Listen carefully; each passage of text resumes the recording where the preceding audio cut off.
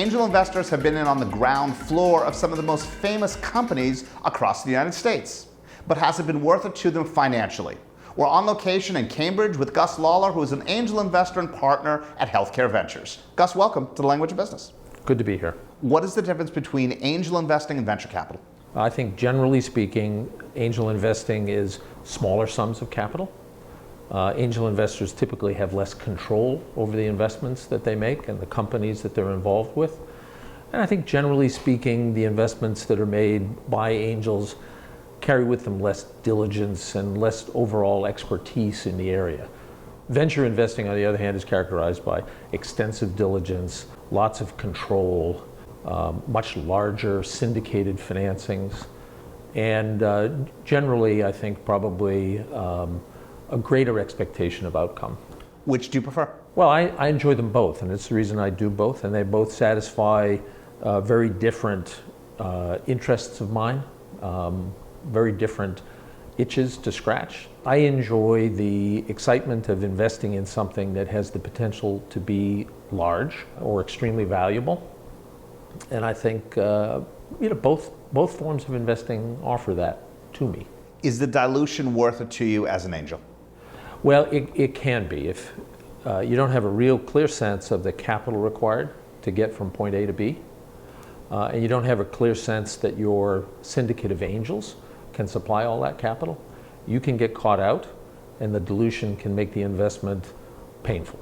On the other hand, if you pick your investment carefully, and you have enough capital around the table to get it to someplace good, the returns can be extraordinary, can exceed the returns associated with a typical venture investment. But a return is only a function of the amount of money that you've invested. Financially, is it worth it as an angel?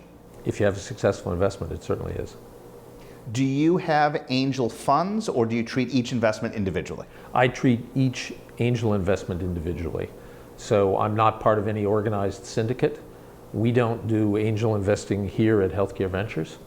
The angel investing that I do is entirely on the basis of a network and friends who call and have a suggestion about a potential investment, piece of technology that might come to us as a potential venture investment, but my judgment will be that it's not perfectly suited to the venture world, but could be kind of interesting in a smallish way as an angel investor. Do you invest in hot companies or hot segments? I only invest in the life sciences space. I don't understand high tech, and I don't try to invest in something that I don't understand.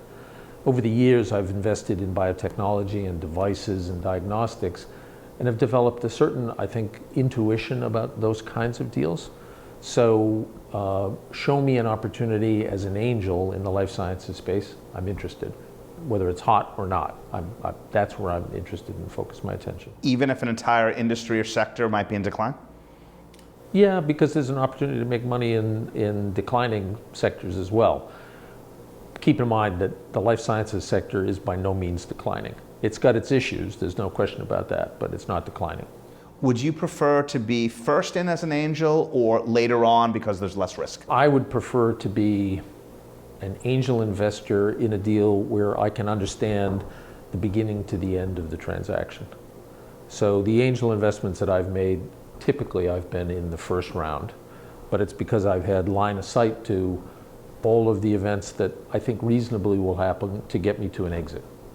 Company sale or IPO? Company sale. All the time? All the time. Why? To get to the point of an initial public offering in an angel context is a very difficult thing to do. Typically, companies that move toward an initial public offering have more substantial amounts of capital invested in them. They have higher burn rates generally. They take longer to develop to the point where they're ready-made for an initial public offering. A sale of a company can occur after it achieves an important technical milestone.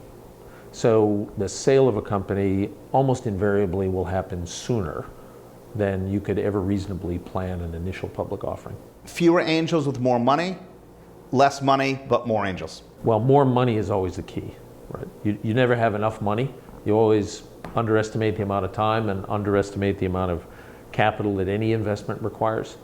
So if I had to choose between those two, I'd say fewer angels, more money. Gus, thank you. My pleasure. Gus Lawlor, angel investor and partner at Healthcare Ventures here in Cambridge.